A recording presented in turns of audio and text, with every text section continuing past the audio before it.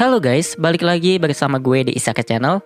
Setelah kemarin gue ceritain bagaimana Rudeus bisa kembali mendapat kewarasannya berkat Roxy Sensei, sekarang kita lanjut dengan bagaimana bingungnya Rudeus untuk bertanggung jawab selama perjalanan menuju rumah. Video ini merupakan lanjutan dari penyelamatan Zenith Part 3 yang berasal dari web novel volume 13, bab 11 sampai bab 12. Keesokan hari setelah Rudeus berbagi perasaan kesedihannya kepada Roxy, Rudeus pun pergi menemui Lilia untuk menanyakan bagaimana kondisi Zenith. Menurut Lilia, walau Zenith kehilangan ingatan, namun Zenith tetap sehat dan bisa melakukan beberapa hal kecil setelah diajari. Menurut Sarah, Zenith menjadi seperti itu karena terlalu lama terjebak di dalam kristal sihir. Dikarenakan kristal sihir mengandung banyak mana, maka tubuh Zenith pun kewalahan oleh mana tersebut. Namun sayangnya Elinalis berkata bahwa Zenith sama sekali tidak akan bisa disembuhkan bagaimanapun caranya. Setelahnya Lilia pun berkata bahwa dengan tiadanya Paul, maka dirinya lah yang akan merawat Zenith mulai saat ini. Namun ketika Rudeus berkata bahwa dirinya akan mencoba membantu menyembuhkan Zenith, Lilia malah melarangnya.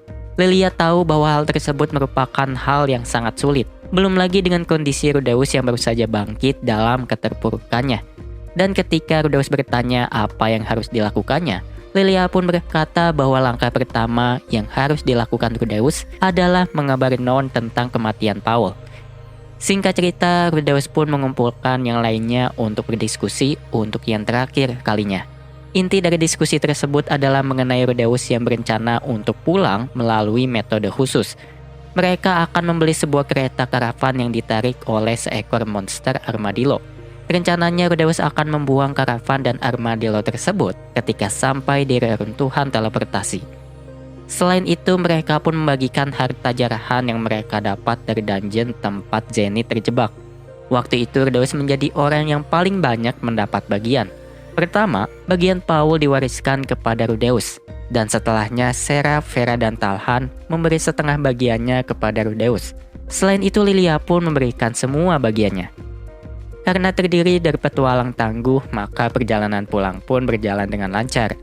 Dan selama itu, Roxy selalu berada di samping Rudeus yang kini tidak memiliki tangan kirinya. Rudeus cukup kesulitan melakukan berbagai hal tanpa tangan kirinya. Namun Roxy langsung membantu layaknya seorang istri yang mengurus suaminya yang cacat.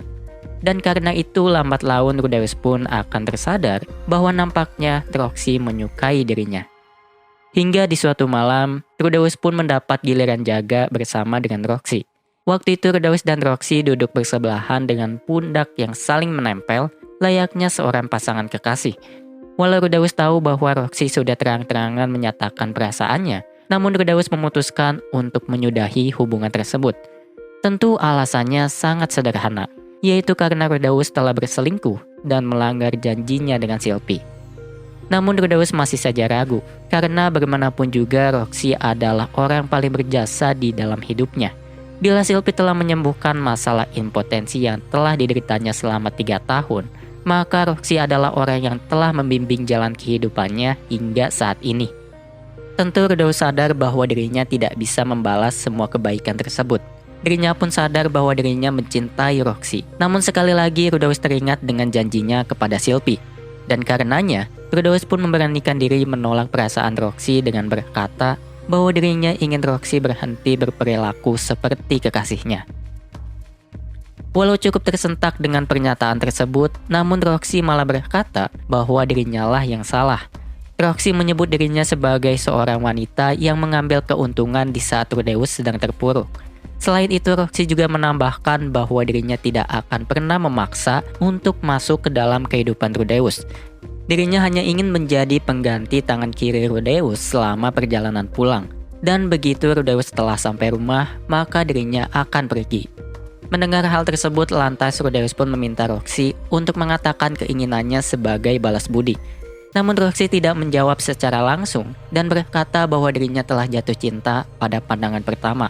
Dirinya jatuh cinta kepada Rudeus ketika diselamatkan di dalam dungeon dulu, yaitu saat Rudeus tiba-tiba memeluk Roxy dan muntah ketika Roxy tidak mengenalinya.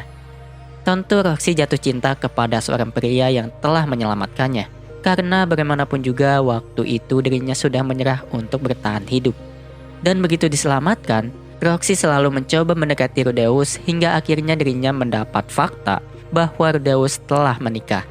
Dengan dirinya yang patah hati sementara Rudeus masih saja terpuruk, maka semuanya menjadi kacau. Roxy selalu ingin mengeluh mengapa tidak ada orang yang memberitahu itu semua dari awal. Namun di sisi lain Roxy tidak tahan ketika melihat murid kebanggaannya sekaligus orang yang dicintainya begitu terpuruk akibat kematian ayahnya. Dirinya tahu bahwa satu-satunya yang bisa mengobati luka di hati Rudeus adalah istrinya. Namun sayangnya wanita tersebut sama sekali tidak berada di samping Rudeus saat itu. Di sisi lain semua orang tidak bisa melakukan apa-apa dan karenanya Roxy pun berinisiatif untuk menghibur Rudeus. Roxy tidak yakin bahwa Rudeus akan tertarik kepada seorang gadis mungil. Namun kenyataan berkata lain. Rudeus akhirnya menarik Roxy ke atas kasur dan melampiaskan segala kesedihannya pada malam itu. Selesai bercerita, lantas Roxy mulai menangis karena dirinya tidak ingin menerima kenyataan yang ada. Dan karenanya Rudeus pun mengajukan diri untuk menjadi kekasih Roxy selama perjalanan pulang ini. Namun Roxy menjawab bahwa Rudeus tidak perlu sampai berkata demikian. Setelah itu mereka pun tiba di bazar. Sementara Rudeus membeli oleh-oleh dan juga benih padi, para gadis keluar untuk minum-minum bersama. Setelahnya yang dilakukan Rudeus hanyalah membantu Lilia merawat Zenith. Zenith kini bisa melakukan berbagai hal dasar sendiri, namun Zenith seakan tidak memiliki keinginan layaknya sebuah robot. Terkadang Zenith selalu memandangi Rudeus tanpa berkata-kata. Selain itu Zenith hanya menghabiskan waktunya dengan melongo seharian. Dan di malam harinya, Rudeus pun kembali mengobrol dengan Roxy.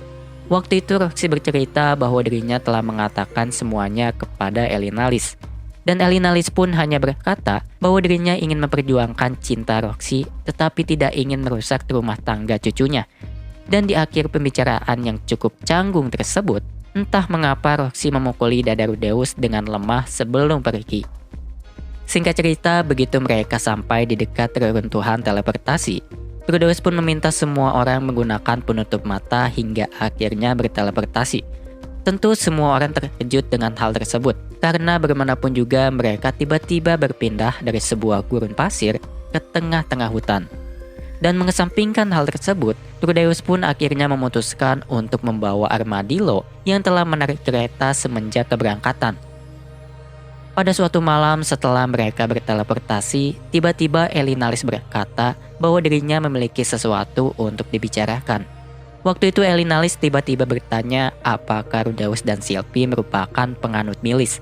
Rudeus pun menjawab bukan, karena bagaimanapun juga Tuhannya hanyalah satu dan tidak akan pernah berubah.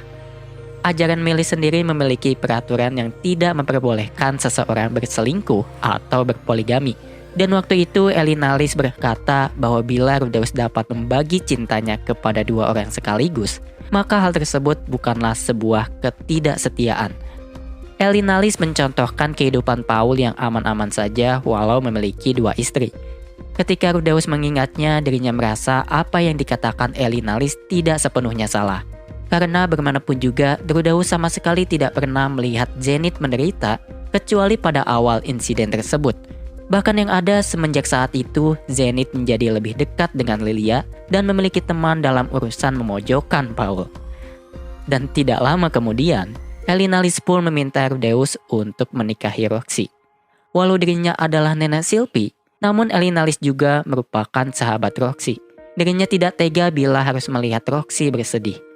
Padahal Roxy jelas-jelas ingin berada di samping Rudeus. Namun dirinya rela mengalah dan bersiap meninggalkan itu semua. Elinalis khawatir akan ada orang jahat yang memanfaatkan kondisi Roxy. Bisa saja orang tersebut menjadikan Roxy seorang budak ataupun menjualnya ke pelacuran untuk mendapat uang. Sehingga akhirnya Roxy akan memiliki anak yang entah siapa ayah kandungnya. Elinalis berkata demikian karena dirinya pernah menemui wanita yang bernasib serupa. Tentu Rudeus tidak menginginkan hal tersebut, tapi sekali lagi dirinya tetap merasa bersalah kepada Sylvie. Lantas Elinalis pun berkata bahwa saat ini Roxy terlambat datang bulan. Dan bagi yang belum tahu, terlambat datang bulan merupakan salah satu tanda kehamilan seorang wanita.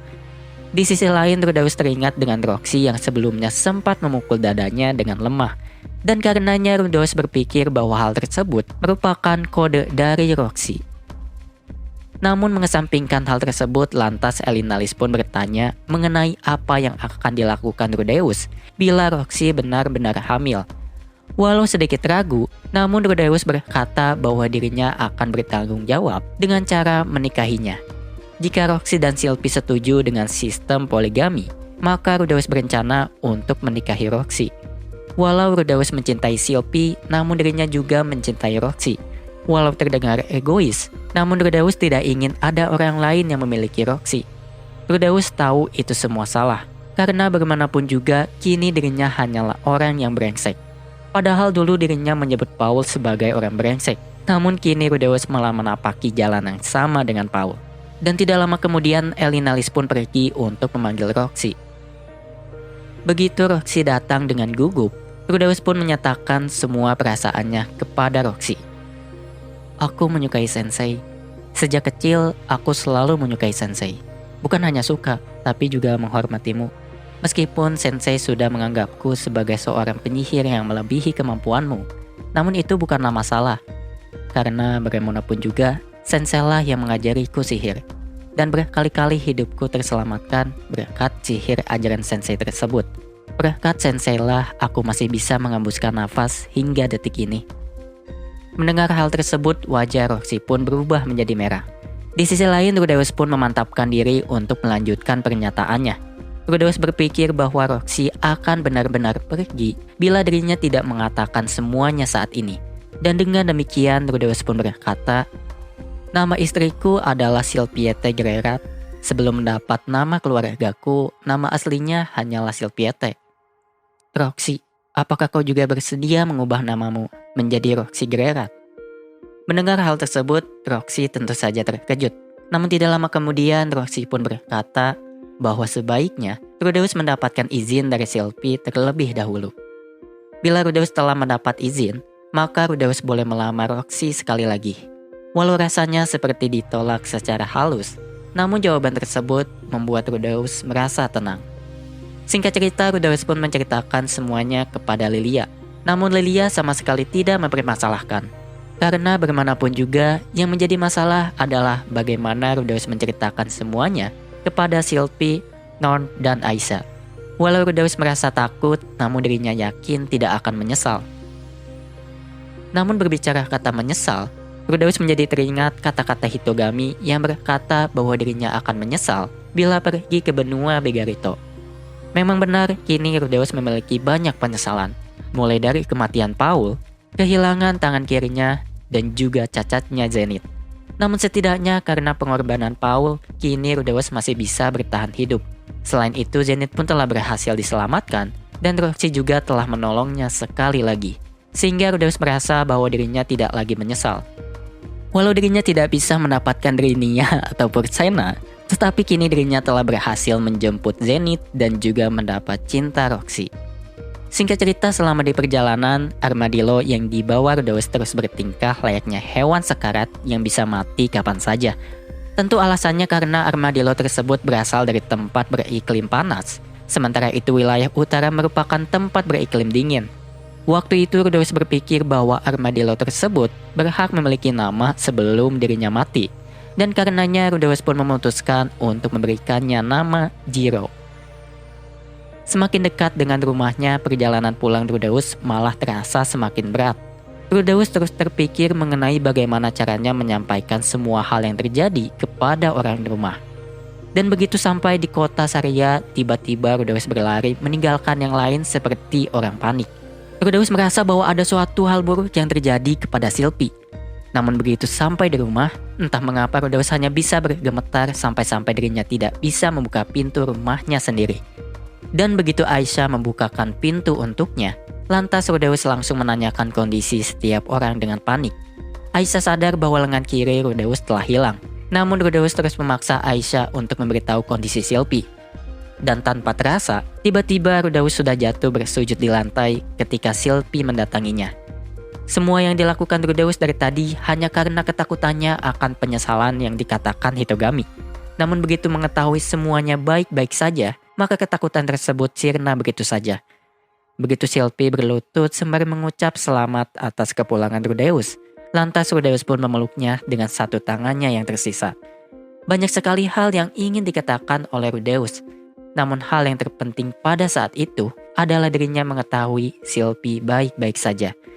Dan dengan demikian, Rudeus pun berhasil pulang sembari mengucapkan salam kepulangannya kepada Sylvie.